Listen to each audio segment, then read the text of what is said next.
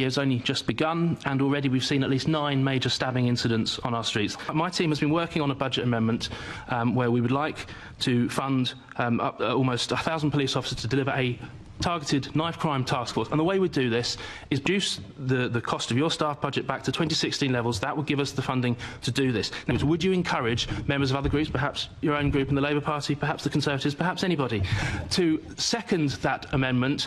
As a rule of thumb, I never encourage anyone to work with reform. What? What did he say?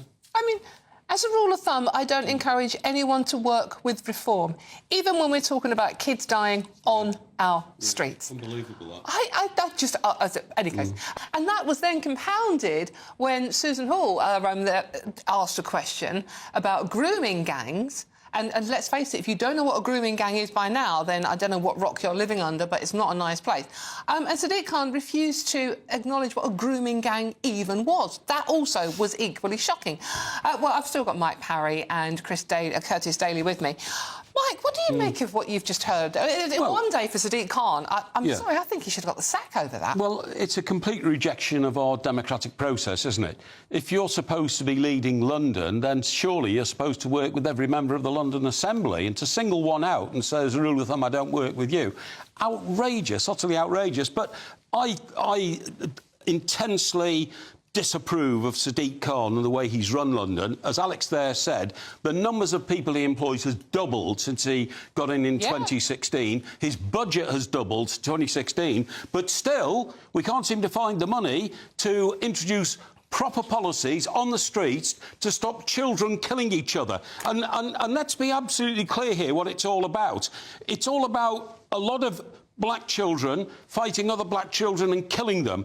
And if we had stop and search on the streets of London, I believe that would stop. He's even been asked to consider a policy for twice a year, for 1 week only, to introduce stop and search to, you know, act as a circuit breaker for the terrible crimes. Only this week we've seen the end of that terrible trial about the little girl in Croydon, 15-year-old, murdered by a boy carrying a knife because of a row over a teddy bear, and yet Sadiq Khan refuses, utterly refuses, to bring in a coherent policy to try and stop the avalanche of deaths of children on the streets being killed by knives.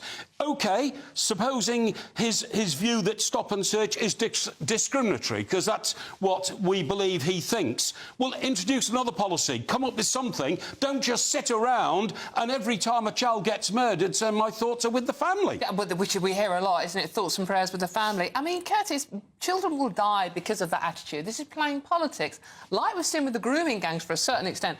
People playing politics with children's lives. Every political party is playing politics. Look, I'm not a Labour voter, by the way. I'm not exactly Sadiq Khan's supporter. Here's what I think he was trying to do, and it's not whether I agree with it. I think he was trying to basically get more information. Like the whole grooming gangs, he knows what a grooming gang is. But Susan Hall, sorry, I mean, whoever she is, This I mean, I mean, she lost to Sadiq Khan. That shows how good she is. But she was saying about grooming gangs, and he said, well, what do you mean by that? Now, of course, the narrative here is he doesn't know what grooming gangs is. I suspect that he was thinking that maybe she meant Pakistani men, and he wanted to say it. And I say it with your chest. If you think grooming gangs is linked to Pakistan men, just say it. Well, everybody else does. And by the way, but I mean, you misunderstand. I'm not saying there's an issue with Pakistani men. The data doesn't reflect that. What I'm saying is, don't be a coward and say it. That's why Sadiq Khan does actually reflect that with the grooming gangs we're talking about. No, so I've done. Leaving that aside, that is another debate. Okay, it's another debate, but with the information is actually inconclusive. Some is saying there's an overrepresentation of white people. Some is saying there's an underrepresentation of white people. Vice versa. The information is inconclusive. What I will say though is, talk about weaponisation. First of all, I mean, if I was Sadiq Khan, I would work with anyone, because I am sick of the state of this country. Absolutely. This country has gone so far downhill. I'm sick of crime. I'm sick of knife crime. But we can't pretend that reform aren't jumping on a bandwagon either, because I think reform don't care. Stop knife crime? No, because think about it. This is a political opportunity from reform. And I'll tell you what. I'll tell you why. Stop children being killed. I'll tell you why. Don't interrupt me. I'll tell you why. Because there was a debate last week about violence against women and children. Do you know how many Reform MPs turned up to that debate? Zero. There were 15 debates in total. Richard Tice turned up once. Not a single Reform member went to the other ones. So I think it's a political opportunity. Well, now, that doesn't mean that Labour... MPs. That doesn't mean that Labour aren't at fault here. I think the real issue...